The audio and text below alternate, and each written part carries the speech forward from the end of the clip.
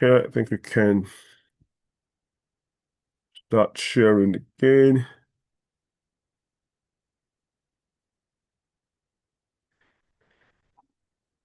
Sorry, I think I'm not sure the system down in a while, so it's just acting up this morning. So okay, can we all see my screen, please?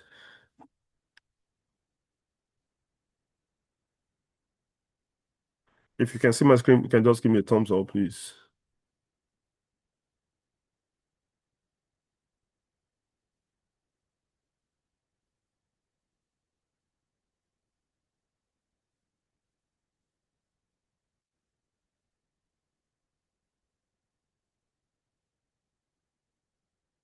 Okay, beauty. Thank you so much for the. Thank you. I wasn't sure people can hear me. Okay. All right. Thank you so much. If you have any questions, please, as we go on, just can drop your question in the chat, on the Zoom chat. And I'll take it as we go on. So last week, I think uh, we looked at the component project management principle.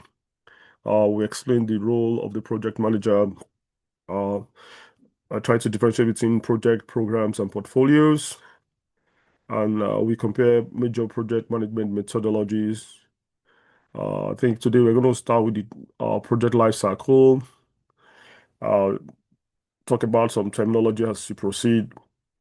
And we're going to develop how to develop and to understand the project charter and identify and engage key stakeholders. We're going to do some two or three exercises today.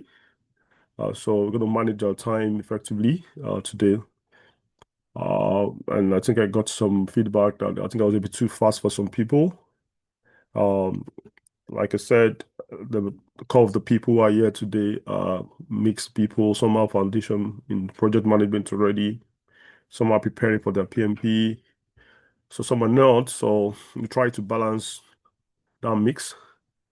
Uh, okay, so I think these are the things we look at last week. Uh, we'll talk about all of this last week. So I won't really uh, go over this again. So please feel free to go watch the video. I'll share the link. We talk about the eight pillars of project management divided into the control pillars and strategic pillars. And I said for us as beginners, our job majorly we focused on the control pillars, the scope, schedule, cost, and quality. While as we progress in our project management career, we'll be tasked with greater responsibility of managing risk, resources, stakeholders, and governance and value. Uh, so look at the foundational control pillars, define them, talk about them. So these are the things talk about all of this in great details last week. And we look at you as a project manager, what you do in those roles that we did mention. Yes, and we did talk about misconceptions about project management, trying to, dissolve the myths that, certain myths that people are about project manager, that a project manager must be the alpha and the omega of a project. No, you don't need to be an expert to be the project manager. Provide people who are the technical expert. Uh, and you're not a macro manager, so you don't need to know all the minor details. You're working with people. Your job is to manage resources, manage people, ensure the success of the project. Okay. Uh, in Yeah, yeah, yeah. Just these are just the thing we did last week. I'm just running through just to see if there's anything I need to highlight again. And these are the possible roles: project coordinator, project analyst. I can start with via fresh project management.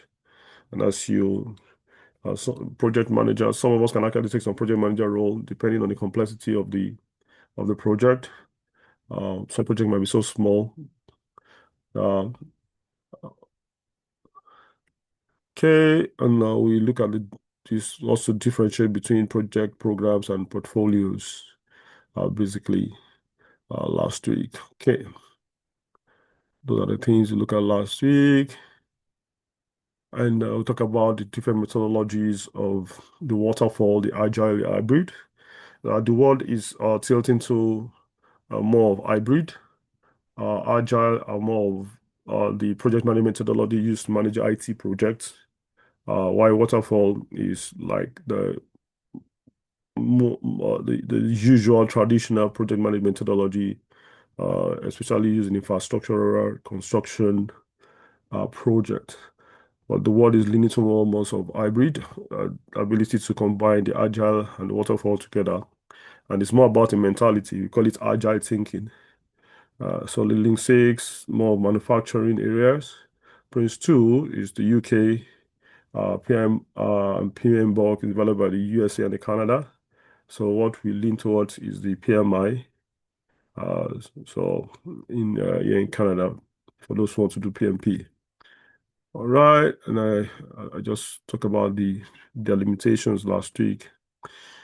There are core training for especially for agile. There are specialized training for that. Especially those who want to get certification as a certified Scrum Master. I'm a certified Scrum Master, so there's specialized training for that. All right. Okay. And I'll just quickly rush to where we are supposed to be today. Now, so today I think we're going to be talking about the project life cycle. And so this is where we're going to really start from today. I think somebody's still so this is where we're starting from today. We're going to be looking at mm, the five phases of project. The five phases of project, and this is something that you must know by your fingertips. So project starts from initiation. From initiation, we go to planning. From planning, we move to execution, and during execution, we begin to monitor and control the project. And at the end of the day, the project finishes and we close the project. Definition of project, we said project is a unique endeavor, that has a finish and a starting point. So project is not a routine work. All of those routine works we do in our office every day, that's not a project.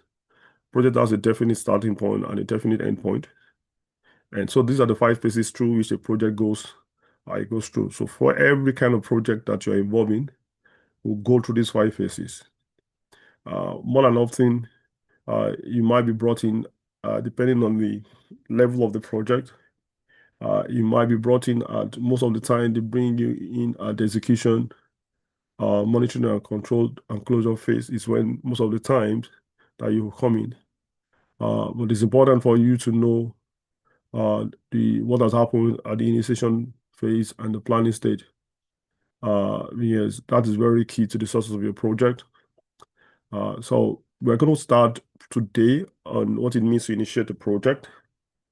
We'll just do some examples, like I said, some class exercise, group work together, and just for us to have a solid, thinking of what it means to initiate a project. All right. Um, okay, so during initiation of a project, usually initiate means that we'll kickstart the project, as in what is the motive behind the project? Why must this project happen? What are we trying to achieve? All of these things are the things that comes about initiation of a project. So at the initiation, what we are doing basically, we want to evaluate feasibility. There's a project that is going on in Canada right now. You can Google it. They call it the Prince Rupert Gas Pipeline. It's a 750-kilometer pipeline. Stretching across, I think, it's BC and some other provinces. Is one of the major projects that is going on right now. There was one that was concluded some times ago, the Trans Mountain Pipeline. So there's another one called the Prince Rupert gas pipeline. My company is involved in the project, and I'm the PM for I'm managing two sections of that project as a PM. The well, there's a phase called the engineering designing of a particular length of that pipeline, the sections of the pipeline that are crossing rivers, roads, some sections of railway. So my company is managing that. So I'm the project manager for that part. Another division of my department, which are the forestry guys. Uh, we are managing because this is going to pass through forest, so they're going to cut down timbers, woods in the forest where that pipeline is passing through. Uh, Last week I got an email, putting a stop to. We've been on this project for like 3 years now, and all of this that is happening is still, you know, and the planning. Basically, what we are doing right now is actually the planning stage. Uh, the initiation phase, kind of interface this planning phase because final investment decision. There's something called FID, final investment decision, and this is one of the things that we do at the initiation phase. So final investment decision is basically one I mentioned here, evaluate feasibility. So the key stakeholders, we're going to talk about stakeholders in some minutes. Still looking at the financial feasibility of that project. Now, there are a lot of things that when it comes to evaluate feasibility, you are checking financial feasibility. Is it financially feasible?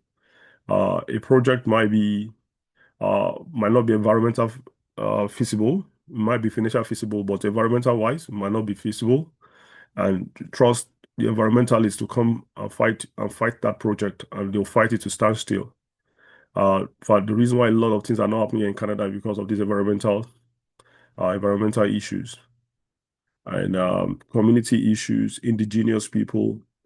Some of them will tell you that the land you want to pass the pipeline is their ancestral land, and they will tell you you can't pass a pipeline through their ancestral land. It's got to do with their religion. And this is Canada. This is not just any other country where things are done arbitrarily. So these are the things that comes into, evaluation of the feasibility. So for this project I was mentioning now, I got email and a stop was put, to the work we are doing. And basically the work is because money was not coming, because the final investment decision, 100% not been made in terms of commitment of money. So, we're still looking for some approval from funding this $1 billion project. And so these are the things that happen at the initial phase. And most of the time, depending on the level of Kadao project manager you are, you'll be brought in. It might be part of it. So I'm in part of this one that I'm talking about, the Prince Rupert gas pipeline.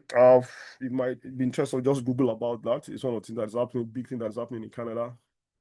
So we're still at that final investment decision. They call it FID, and all of these things happen at. So these are basically the initiation phase. So it's when all of this has been agreed, finalized, funding has been secured, all of uh, all of the things that might put a stop to the project will have been checked. And it's one of the things that I'm going to do a bit this morning. I'm going to give us an exercise to do.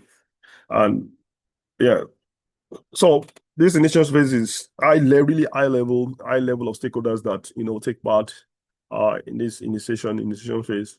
And again, I said, depending on the level of the project or the role maybe the company are working with is playing in that project, it might be part of this. But again, even if you're not part of it, when you're brought into the project, you have to know everything that this project is all about, and all of those things are contained in something called a project charter, because it's define the objective of what the project is trying to achieve. So whatever you'll be doing as a project manager, you're going to be managing the project, dealing with people. You have to understand what has been documented in the project, project charter. Project charter is not project plan, and I'll talk about that. So, after we have evaluate feasibility, secure approval, direction of that project has been defined. Like my project, and I'm talking about the Prince Rupert gas pipeline, uh, is, we're still talking about, direction now. Um, a lot of things that has happened. The pipeline route has changed so many times, whereby, okay, they've defined the paths to which the pipeline is going to pass. Now, a lot of clashes with, indigenous people, First Nation. We have to define some routes. We have to look for alternative paths. And this begins to increase the cost of the project and all of this will happen at the initiation phase. At the end of the day, somebody has to make a call whether it is worth it. And I can tell you a lot of things define whether a project go ahead. Sometimes it might be so expensive that the government comes in, like this one, government is coming in into this one. Especially with one of the things that make this project so valuable right now is what, Mr.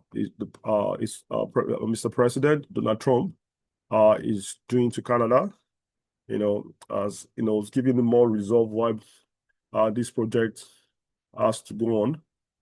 We have so much relied on the US for the sale of crude oil in Canada.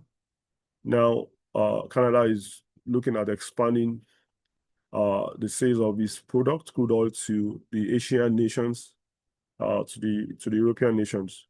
So that's why this Prince Rupert gas pipeline is very, very important, because it ends at an island, Prince Rupert, island, and from there, ships can come and easily, face Europe and Asia rather than going to the US. So this is why it's really important. In 1 year, maybe 2 years down the line before Trump came, uh, this project might not, the kind of support this project is getting, it won't get it. So what my pointing this out is that you need to understand the thinking behind project, especially the project you are thinking that sometimes a project might look at a project is not financially feasible, but at the end of the day, that project is still going on because there are other things that determine the objectives of that project. Could be for a greater goal of the community, greater goal of the country, a particular group of people, whereby government comes in, even though you look at that project, it's not feasible, it's not financially worthwhile, but in terms of uh, what the community benefits from it, that project comes into bear. So how you get to know all of that is what we call a document called the project charter, and we're going to develop one this morning. So planning. So at the planning stage, we'll talk about scope, budget, schedule, and risk and plan. You have to plan your scope, plan your schedule, plan your budget, and develop a risk plan. So all of these four things are different documents that have to prepare it. And all of this thing goes into there are other stuff that comes into the planning document. Resource is also part of this. A lot of things that happens about majorly all of the core areas of the PMBOK comes into this scope planning, schedule planning, budget planning. All of this comes together to come what they call the project plan. So scope. Next week, we're going to go into more details of scope, but we're just going to do some activity on scope today. I'm going to touch on how this is very important. So schedule. Last week we talked about the four quadrant things that you have to manage: how scope, schedule, budget, and quality. How interact. That if anyone changes, especially scope, schedule, and budget, if one of those things changes, it affects what? It affects the order. And you have to put a plan into place on if something happens, how do you tackle it? Where you spend most of your time in project is actually at the planning stage. As a project manager, you have to learn to really put your butt down, take your time, and plan very well. And this cuts across every facet of life. Planning is very, very, very, very important than the actual execution. Think about anything you are doing in life. Think about it. Planning is more important. Yeah, yes. At the planning stage, you are able to, put things together. If this happens, what am I going to do? The whole essence is that you want to ensure the success of the project. So you will have really sit down, plan with your team, and based on the experience, things that have happened on that project that have caused project to fail. You, that's where risk planning comes in. Put all of those things down, and so in case when they happen on your project, you already have you know how to go about it, so that your project will not just be about killing fires, trying to solve issues, and you're not facing the real project issues. Okay, execution. Now, after you have planned and our plan is solid, the project plan has been approved, then we begin to move into the execution. Execution is the real actual work. You begin to deliver project work, you coordinate teams. People are working, you're coordinating them, they're delivering the project work. Uh, then there's something that you'll be doing, which is very important as the project is going on. You'll be tracking the scope, making sure that the work that people are doing is what is agreed. You are checking the time. Okay, the time that is planned for each task is what they're actually spending. If people are spending more than time, uh, they're spending more time. You begin to monitor those things. Now, this is really where your day-to-day work really lies. As the execution is going on, you're going to be having field supervisors, people on the field, construction supervisors, whoever is your field person that is actually most of the time you might not be on the field as a project manager. You might be in the office, but your eyes has to also depending on the kind of project you're involved in. So your eyes still have to be on what's happening on the field. You must be getting daily report that you're reviewing, making sure the scope, executed is as per what you agreed time. You're checking cost every day. We're going to look at all of these things in detail. Those are the things we're going to be talking in the next 2, 3, 4 weeks. We're going to talk about scope, look at dissect scope. We're going to talk about schedule. We're going to talk about cost. And those three things are majorly the things that we are going to spend most time on this training. And if changes, something called change management, we're going to also deal with that, how to manage changes. And closure of the project is very important. How to close a project. A project must come to an end. If it doesn't have an end, there's not a project. So formal sign off, lessons learned, documentation, and I think another thing they're going to spend time is this documentation. How important documentation is for a project. How to manage your document, depending on your office and how the large scale of the project. Usually, you have what someone call the document controller that kind of manage document. But if you depending on the project, on the project and the company, you might be the one who's actually also responsible for document control. So you must have the knowledge of how to do all of these things. And I will just go through some light examples and show us some templates on how to manage document and also to understand document revisions and things like that, because there's something called document revisions. And this is very important because things can go wrong if the project team is using a wrong version of a particular document to execute their work. So that is why document control is very, very, but this thing have caused the project to derail, whereby things have changed. A document has been revised, but maybe the last revision was not passed to the people, but it was a previous revision that was passed to the people, and they were executing based on that, and that has cost project millions of dollars. So every bit of the project is very, very, very, very important. So they're going to talk about that and also lesson learned. We're going to really deal with all of those things. So please take note of that. Initiation to planning to execution, monitoring and controlling, and then you close your project. Now let's talk about initiation and charter.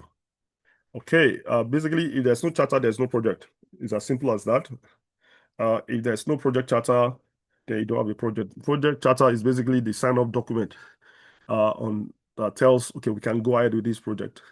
This project is viable. Viable in the sense that, or is it financially viable? Is it viable economical wise? There are certain projects that might not be profitable, but it is important especially on the project, on the maybe an NGO project or a government project, which is really necessary. For example, I know uh, uh, UPS, for example, in like this our Canadian, what's it called? What's the name of this mail Canada Post? Yeah, the version of Canada Post in the US for years now they don't make profit. They don't exist to make profit. Uh, and that's it is one way that the US economic revolves. So something an organization like that they don't make profit, but when you look at their books, they're always at a loss. They are being supported by the government, and it's kind of affected a lot of things. That's why sometimes shipping in the US is kind of cheap because when you're moving things around and you need to ask the cost of shipping a product, you find out that the cost might go something that's about $20 might be being to cost like $35 because of shipping. So government intervene in things like that, and you know, everybody enjoys it. So there might be projects that are established that maybe not necessarily for profit. So uh, so initiation startup will show you the objective of what that project is trying to achieve. And some other things are stakeholders. And we're going to talk about stakeholders, the importance of stakeholder here. Yeah, you need to understand who can kill your project. As a project manager, you must, if there's anything you must understand what can really drill your project. All right, dive into project. The initial phase is where you evaluate whether a project should proceed at all. It's all about asking the right question before committing significant resources. This phase produces two critical outputs. The business case, justifying why the project matters, and the project charter formally authorizing the work to begin. I think I'll explain this in great details. Evaluate feasibility, engage stakeholders, develop the charter. You know, so I'll put something here. Imagine you are starting a digital marketing project. Initiation, you will first conduct market research, confirm there's actual demand for your product. I want to next you engage the marketing team to gather insights about target audience, effective channels. Finally, you create a charter outlining specific goals like increasing website traffic. But basically, it's just a robust example of you want to start, a digital marketing, project. You don't just start the project because you think it's a lofty idea. If you're in business to make profit, you want to first of all find out will this thing be profitable, and how will you know it's profitable? Is there even a market for what you're trying to do? How you're going to go about it? What are the difficulties, the challenges you're going to face? Who are the key people you're going to be facing? Are there competitors in the market they're going to be competing with? What are those competitors doing? So these are the things you think about in your initiation and in developing your project charter. It's a matter because proper initiation prevents costly mistakes down the line, ensures you are solving the right problem. Because of time, I really want to really get away from all of this and get some uh, things that we need to do ourselves. Okay, so as for PMBOK, so what the project charter does for you is it authorizes the project, gives you a guide that this project can be done. It gives you and it shows your level of authority. This is why it's important again. For you to know your level of authority on the project, this is where you go to the project charter to check that. Uh, I think in this slide I mentioned some part organizations. There are what we call the projectized organizations, and there's organization that we call the function-based organizations. Battery low. Why? Charging? Sorry, guys. Apologies. I don't know why my battery is not charging. Oh, strange. Just please, one moment, please.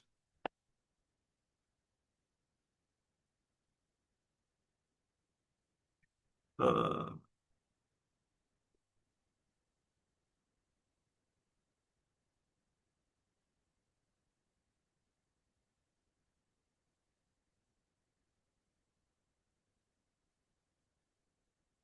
Apologies, please. Uh, Something is happening to my system. Not too sure why.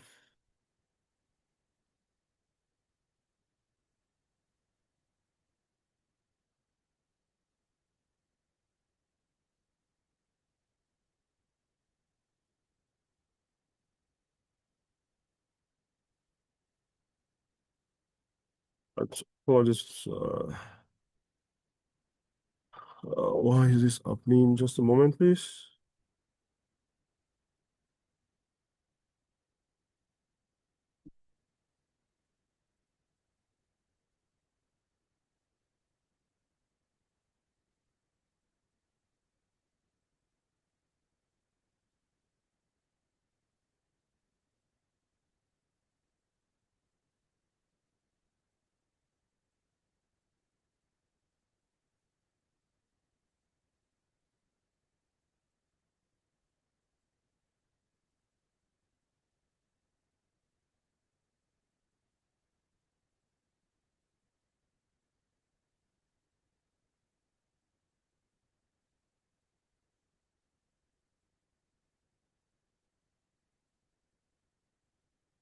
Sorry, I'll be back in a bit. I just lost power. I don't know what's happening here.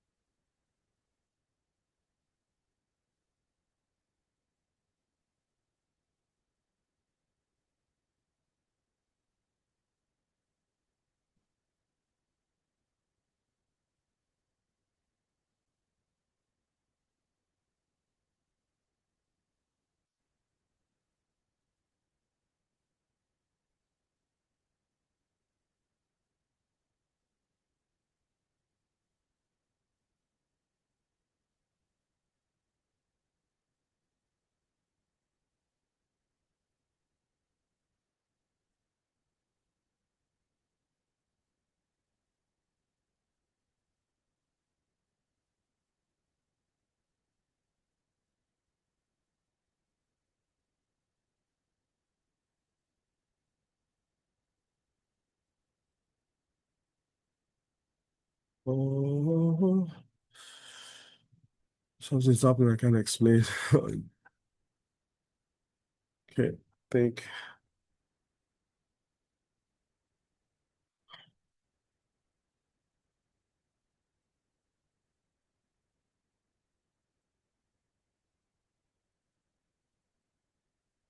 Sorry, can we all hear me? Yes. Okay, sorry, I don't know what happened. Yes. I think I lost power there. I don't know what happened. So just break out there. Okay. I think we're talking about, yeah, what's the project. Okay, why it matters. I think I'll quickly run why I've talked about why the project charter matters. Uh, it's kind of authorizes the project, aligns the project to strategy objectives, clarify high-level expectation, define success criteria, prevent ambiguity of a project. Who creates it? So now, who creates it? So this is a very big question. Who creates the project charter? You have stopped sharing. Oh, sorry. Thank you for that. Uh, thank you. Can you see my screen now? Yes. Okay, thank you. All right. So it's not you who creates this, but it's a document that you'll be given to you. You have insights as a project manager. Um, But if you are really there when the project is really starting, you will be part of you will contribute to it. The people who sponsor the project, and if the project maybe your company is just diving into, you might not, even see it at all. But you have an idea, of course, when the scope is given to you, you have an idea of what the project charter really is about. Senior management, PMO is the project management office, and sometimes it might be if it's the organization that is spearheading the project, you surely contribute to developing of the board of that charter. So it is approved by would I can imagine by the project sponsor, steering committee, executive leadership. The charter is not approved by the project manager it authorizes the PM. So take note of that. You will never be the one. It's the sponsor who approves the project charter. It only gives you your own power, so you know your power. I was talking about projectized organization and function-based organization. I'll touch that in some slides soon.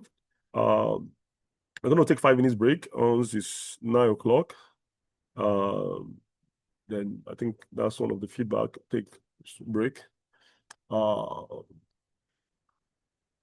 Okay. So it is developed at the initiation phase. I've talked about that. It comes before detailed planning. Project charter is not the project planning document. It is not. It's totally different. So because the project plan document gives you detailed planning, where you detail how you manage schedule, how you manage course, quality, risk, resources, all of those things are captured in the project plan. So it is not a detailed planning document. There's something called the work breakdown structure. We're going to talk about this maybe in the next 2 classes when we are talking about schedule. Look at what a work breakdown structure is and how to create one. Schedule development, budget breakdown. So it provides direction for planning, basically. And of course, you need project charter because when we talk about risk management, resource management, communication, this is where the project charter really comes in, because project charter is going to identify your stakeholders. Key components of project charter. So please, you can read this. I'll share. I forgot to share, but today I should be able to share this slide with us today. Project purpose or justification, objective and sourcing criteria. So I'm going to do all of these things as a class exercise. High-level requirement, high-level scope description, summary milestone schedule, summary budget, stakeholder list. We assign project manager and the key risks that the project will face, which a project manager must put his eyes on as the project is going on. Okay, objectives and success criteria. So when we talk about objectives and success criteria, this is one thing that you must know about your project as a PM. What defines success? How do you measure success? How do you know you're successful on this project that you are doing? This is very, very, very important. You must be able to measure success. I was in a meeting with a client, a colleague yesterday, just looking at my project margin, and to the team, the lot of battle that was going on between me and the team that was managing, because they've gone over the budget. They've gone over the budget that was allocated to them, or we, proposed to the client. And behind the scene, they don't see what I'm seeing. To them, what they are seeing is that, okay, this project is actually over budget. Maybe $1 million project, and that's what they see in the books. This thing is $1 million, and we've spent 1.2 that we have spent in that project, and they are seeing that, we've spent 1.2, and so I'm speaking to them, 200,000 that is over this budget. What cost it? So those are the things we are looking at. And we saw the reason, this. Can we build back to the client? Okay, this is what we can build back to the client, maybe like 100,000. So the remaining 100,000, we can't charge the client for it. We have to bite it. And to them, of course, it looks like, okay, 100,000 loss. But it's not actually 100,000 loss, because out of that 1.1 million that I'm billing, that I've invoiced the client, there's actually the cost to us out of that 1.1 million is about 300,000. So that means you have about a gain of about 800,000 on that project. So a gain of 800,000 on that project. Now, take out the 100,000 that we can bill to the client away from the 800,000. So that's still leaving 700,000 profit. They don't know that. I'm the one that knows that. So that's one of the things that you know as a project manager. So to the team, we have spent 100,000 that we can't recover. And I'm going to be fighting them. When I say fighting them, I'm bringing it, not fighting them in the real sense.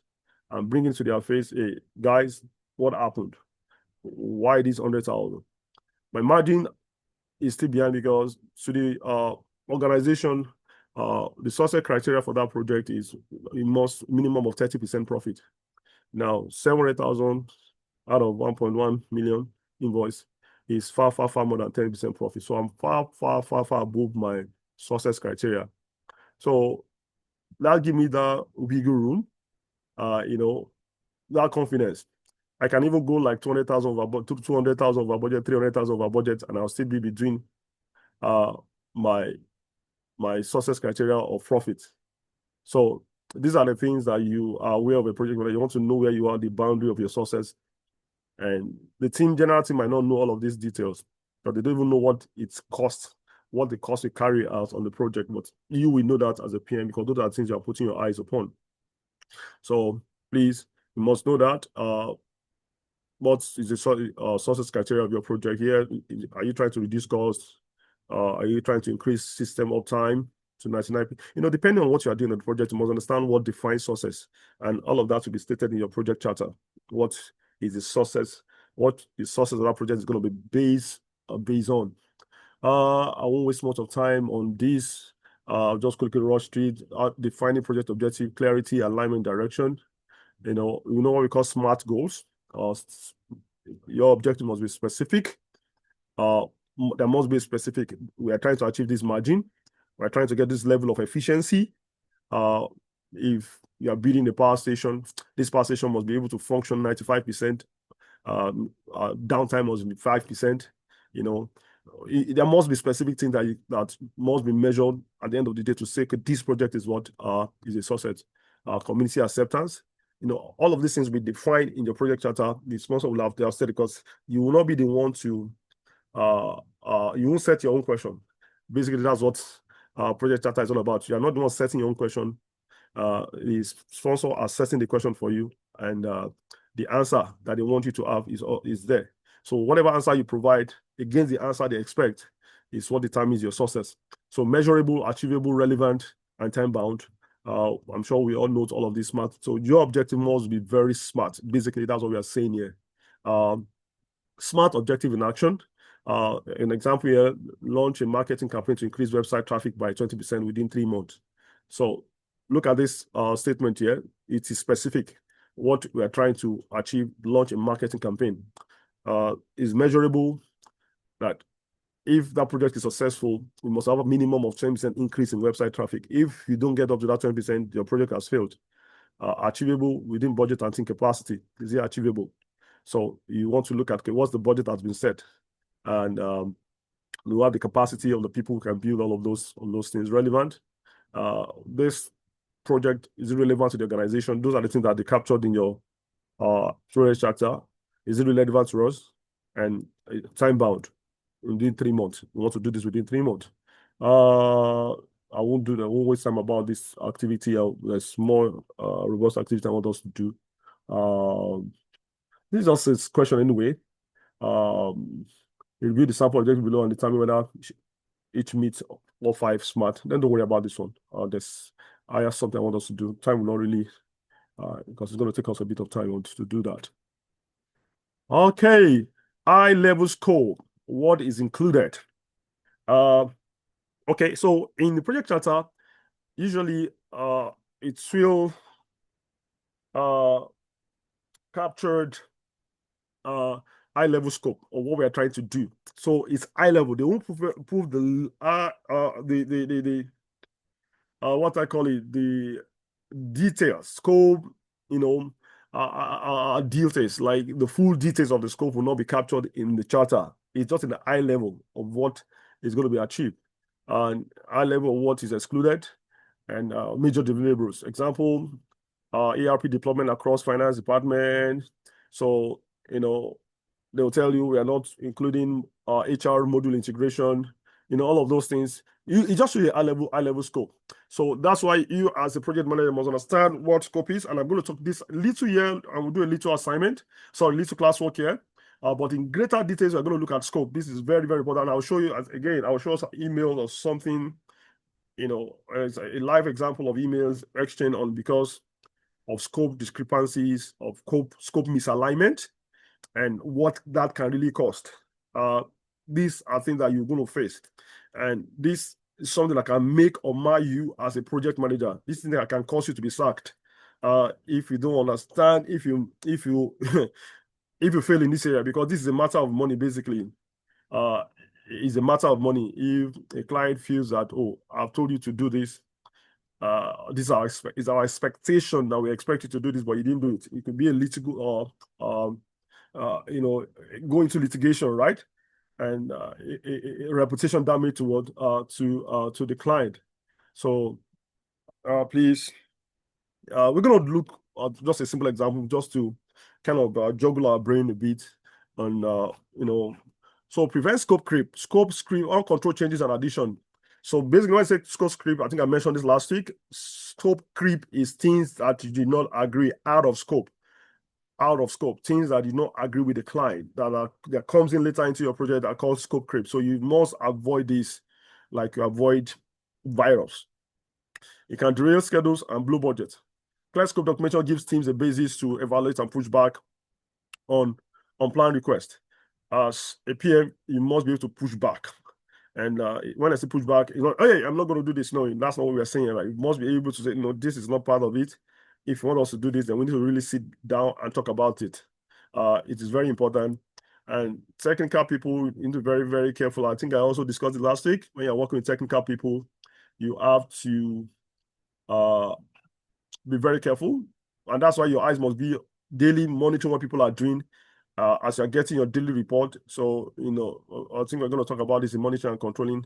When you get a report of what is happening on the field, when you're doing a project, you want to ensure that what they are reporting to you is captured in in the scope. Yeah. And there's a way of actually, getting things out of scope. Very easy. And that's where monitoring and control comes in. When you're planning your project, plus your cost, especially when you begin to check cost, and cost is going haywire, you have spent 40% and you have only achieved 20% completion of the project. Already there is a problem. We spent 40% of the money and we only achieved 20% of the work. So why that 20% discrepancy? Ideally, it should be 40% spend, 40%, if you have spent 40%, then we should be 40% complete. But more than often, that's not the case. Either you're ahead or you're behind. So you have to check, why am I behind? And that's one of the ways of really quickly detecting scope creep. Especially when the technical guys, especially you, because you are not, especially when you're not a technical project manager. So you rely on your cost and your schedule to, figure out sometimes what is not in the scope. Because the technical people will eventually tell you, you are doing this, well, you guys say you're going to do this for this. Oh, they will eventually be the one to let you know. And sometimes they get carried away and they just do things that is not part of the budget. So it's your job as a project manager to bring people to align, back to expectation. So when students and team members share a common understanding of boundaries, there are fewer surprises and fewer conflicts at critical project milestones. Yeah, this is as simple as I'm saying it. It might not just be an issue of sacking. It might be a litigation issue. Seriously. And this is why it's very important. You don't joke with scope. Okay. In scope versus out of scope. You must know these things like a song. What is in scope? What is out of scope? One of the clients way to define project scope is to explicitly state what the project will and will not deliver. When we begin to deal in scope, I will show you a document, one of my projects. It's just something that capture, when you are agreeing on scope with the client, you are stating clearly what your scope is. You are also now putting what are your assumptions. So assumptions, I mentioned it last week, are things that, because of experience, sometimes they are in the head of you and also in the head of the client. And because I'm not a spirit, I cannot be in the mind of my client. And my client can also be in my mind. So you must also sit down and put certain things that you think are assumption. Okay, the client has asked me to build a house. Now, a client should know that if it is raining, I cannot continue. The client should know that. It's common sense, right? I can tell you that it's not common sense. If rain falls for like 1 day, I cannot come. Client can come back and come and fight you. Hey, why did you stop my work? It's because it's raining. Excuse me. Can't you cover yourself? Can't you do that? I know it's because it's snowing. No, can't you cover the snow? Can't you, is that, excuse me, you should know that I can't work in this kind of weather. You should know that I can't work when it's raining like this. Those are assumptions in your head. You must put it down. If it's not written down, forget about it. It's going to come and bite you. So you put your assumptions down. You must write it down. These are the scope. Now, things that we consider assumptions that we think the client should know, you write it down. Then exclusions, we also write exclusion. This is not part of the job. If there is obstruction to the way on the way of the project, I'll not be the one to clear maybe I'm driving down. We need to bring truck down to where the house is, for example, and there's a blockade on the road or something happened. It's not my duty to clear that blockade. It's not part of my work. And because of that, I cannot do the project on that particular day. So who is going to take care of that blockade? It's not me. It's on you, client. So I'll call you, client. Oh, there's a blockade to the road, though, and it's not my duty, to settle. For example, I'm just using Nigeria. There's something called the Agbe rules, right? So, all those are moneyless. It's not my duty to settle on moneyless. In case they come and stop me at work, I'll put that. And if it is my duty, the client might now say, no, no, no, I won't take care of that. Okay. If you want me to bring it now into the scope to manage your moneyless, then I have to put it as part of my cost. So this is the way you think as a project manager. And I'll show, but I won't waste too much of time on that. We're still going to deal with this in greater details. Okay. So this is a class exercise we're going to do here. Um, um, Work in pairs to write a high-level scope statement for a given scenario, such as project launch, event, or a community fundraiser. Clearly list all at least 3 in scope and out of scope items. Okay, let me see. What's the time now? This is 9:04. Uh, let's take a break for 5 minutes, and when we come back, we're going to quickly do this. I'm going to share the assignment. I'll send it to. I'll drop it in the chat group. I'll also drop it in the WhatsApp group. But give me 5 minutes. Let's come back. What's the time now? This is 9:04. Let's come back by 9:09. Let's go take a coffee. I'm going to do a class exercise here on identifying, just a high-level scope identification. All right, see us in 5 minutes. In 9:10 rather. Bye.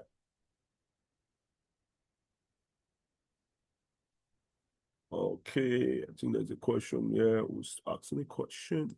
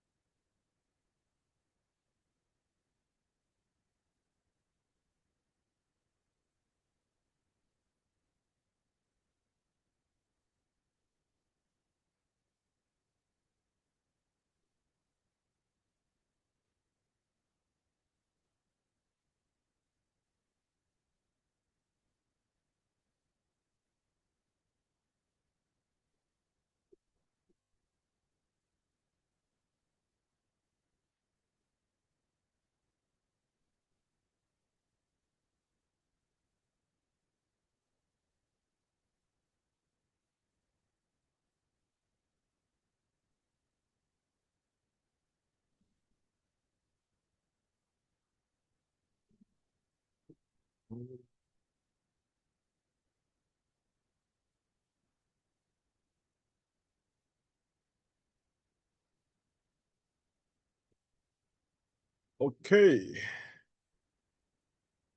Are we all back? Hello, can you hear me? Yes. Yeah, we're here. Okay, all right. So I sent the exercise I want us to do. I sent it into the chats, Zoom chat, and also send it to the WhatsApp group. Can we see it? Have we seen it? Can we open it?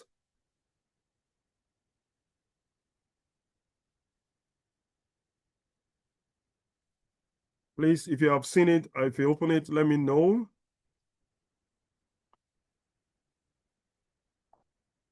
It's asking me to download first. Do you have to download it? Yes, definitely. Yes, sir. Okay. Yes, sir.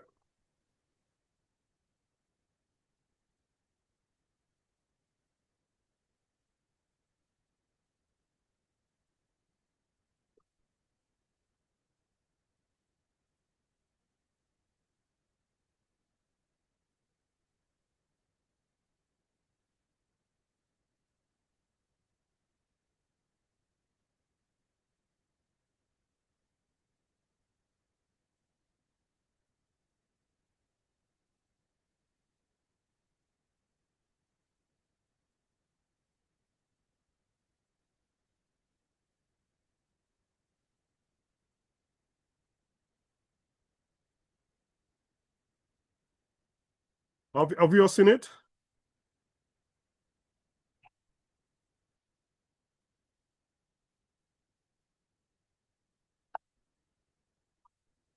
Hello, hello. I want to know if we're all here, please. If you have seen it, please, if you have seen it, just put a thumbs up, please. If you have opened it, okay, okay, okay, okay. I'll just share my screen also. Right. So, okay, this is what we want to do. So, the title of this project is Launch Event for a New Product, naming any tech product. The objective is to successfully plan and execute a professional product launch event to introduce product X to key stakeholders, media, and potential customers.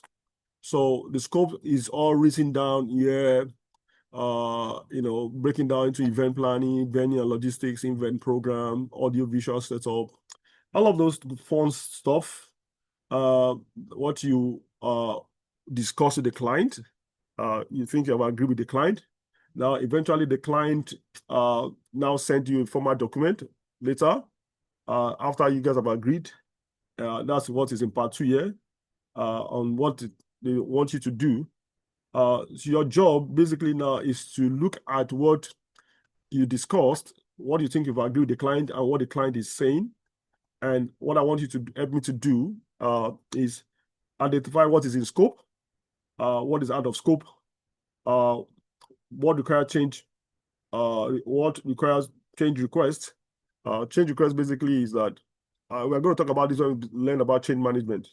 You request for approval when something is not part of what you agreed is out of scope. Is what I mean by change request. Things you consider, okay, we can ask for a change order, ask for more money, ask for more time on this particular item. And there are certain things you might also want to reject. It's not everything that you accept, and you're going to learn this under change management. So which items are scope creep? I've explained what scope creep is, what is not part of originally agreed scope. What are the risks of accepting all changes? I told you it's not every changes you will accept.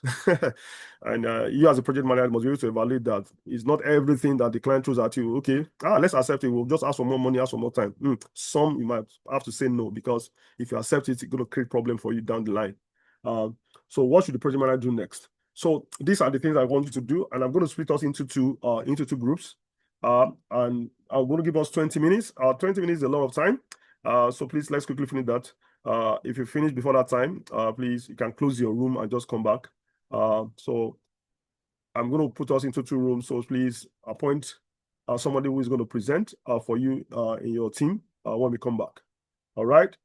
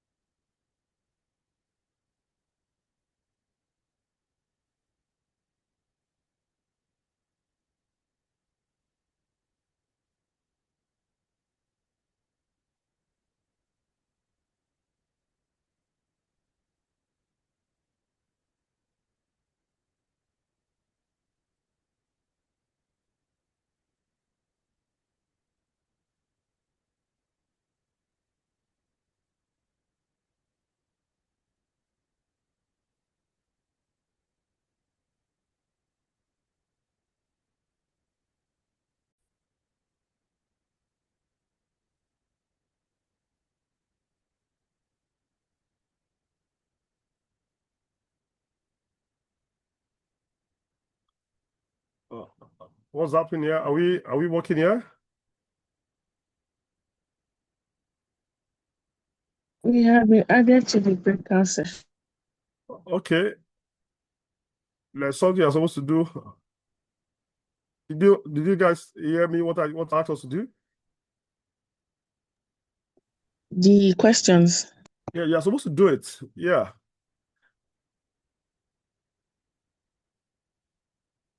Do you understand what we are supposed to do at all? Discuss it as a group or answer it To individually. look at the I sent. That's what I explained. Is it scope that we are not listening? exercise. Yeah, There's exactly. a scope exercise. And Okay. so we just want to open, like I just opened the Word file now. So Okay. So what I said that you need to do it as a group and come up with someone who's going to present for you. So your time is already counting. This is 20 minutes. So please do it together as a group. You know, is it that some people are running away? It's all right. So please do this as a group and yeah. okay. All right. Okay, sir. Noted, sir. Yeah, all right. Thank you. This is our group then.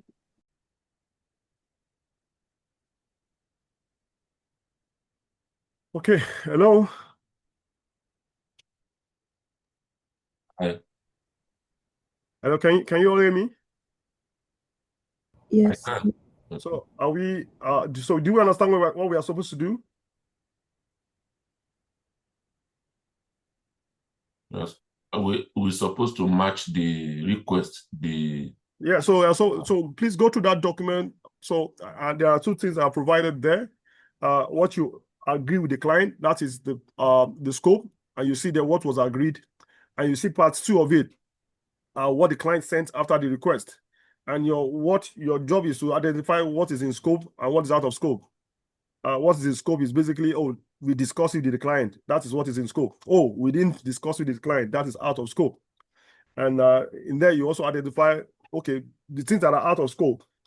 Can we submit it? Can we accept it and submit it? When you say you want to accept it, then you have to submit a change request because it is not what we initially agreed. Then those things you put them under, we are going to submit a change request. The things that are out of scope, but you think you don't want to accept it, then you reject it. Okay, this one will not submit a change order, will outrightly reject it. Please identify it. So that's what I asked us to do. And we are supposed to do it as a group together, collectively together in this group, and identify somebody who is going to present your answers to me. So time is already counting. We have 20 minutes and 20 minutes already going. All right. So is this understood? I have a question. Okay, sir. So are we, based on what is in scope, for example, we are looking at the after agreement request to know what is in scope, right? Exactly. I comprehend it too. Okay. So you have what was agreed. This is what you discussed with the client. Those are the things that are supposed to be in scope. But now they brought this. We now match them to strike out which. Okay. Exactly. Okay. All right. So please let's get to work. Let's start discussing. And I'll leave your group.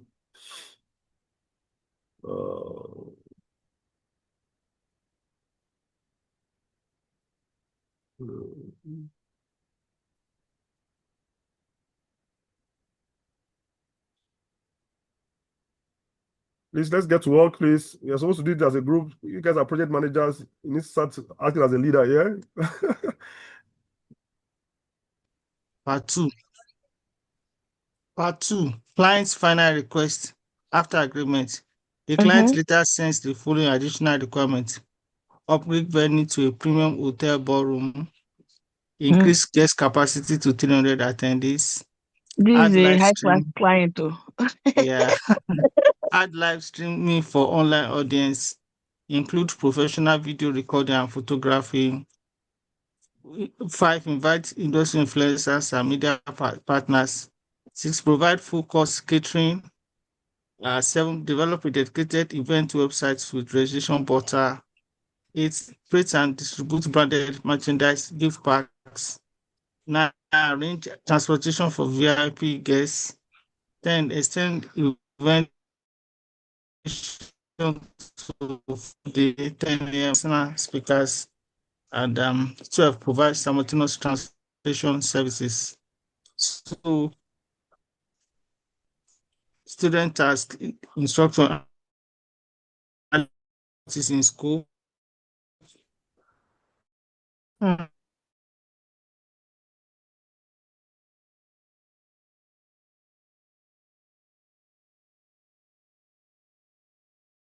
Creep. 3, what are the risks of accepting all changes? What should the project manager do next?